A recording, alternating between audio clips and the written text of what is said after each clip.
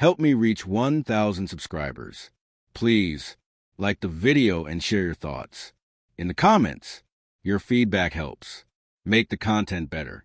3 days before the wedding, his parents slid a prenuptial agreement across the table like a weapon. A thick stack of papers, embossed in gold. Cold to the touch. His mother's smile stopped short of her eyes. His father didn't bother, hiding the smirk tugging at his lips. I can still hear the sound it made when it hit the marble, a dull, final thud. That sound told me everything I needed to know. To them, I wasn't family. I was a threat. They thought they were being smart, shielding their precious son, their wealth, their flawless image. What they didn't realize was that I'd already been protecting myself for years. I met Daniel 4 years ago at a charity gala, one of those over-decorated affairs where people pretend to care about causes they can't even pronounce. He was magnetic, charming in that effortless, privileged way. I felt quickly, naively maybe, but I believed him when he said money didn't matter, that he just wanted something real. And for a while it did feel real. Weekend getaways to places I'd never seen, late nights cooking together in his penthouse, dancing barefoot on polished marble floors. I thought I'd found something rare, love without conditions. But I should have seen the signs. The way his mother never used my name, just the girl. The way his father always asked what my family did. And the way Daniel flinched ever so slightly whenever I paid for something. He thought I didn't notice. But I always notice. The cracks started showing 2 months before the wedding. The florist called, said the deposit had bounced. Daniel brushed it off as a mix-up. Then the jeweler called about the ring insurance. We'll need his family's signature, she said. His family's, not ours. That's when I started digging. Quietly, methodically. His father's law firm managed every account. His mother's name appeared on the deeds to every property Daniel claimed as his. Every luxury he'd flaunted had been financed through their wealth, not his own.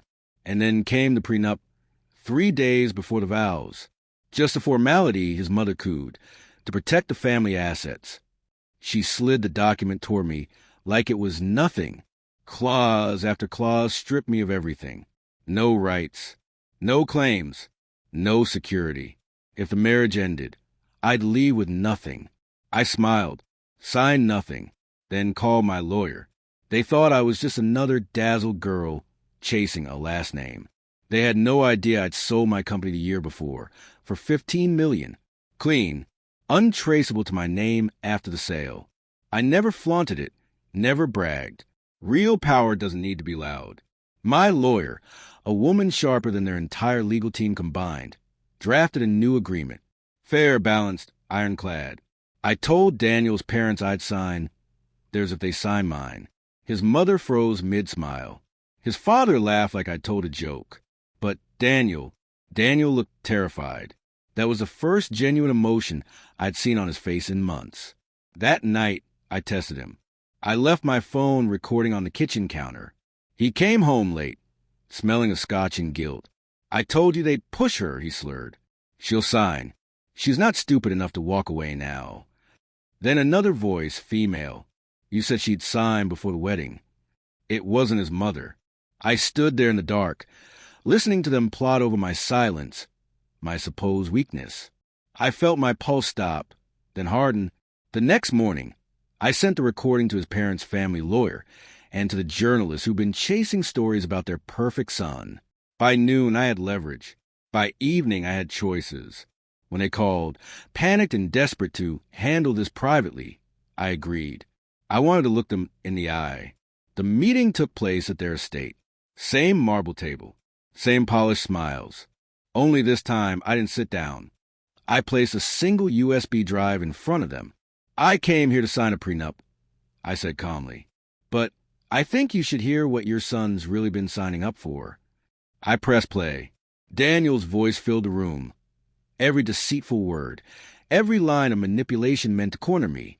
His mother's mouth fell open. His father went pale. Daniel tried to speak. I didn't let him. You want to protect your fortune, I said. Congratulations. I'm not touching a cent of it.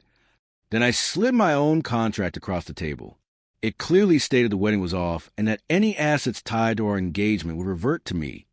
The house I paid for, the wedding expenses I covered, the ring. Every receipt, every transfer documented. His father tried to argue.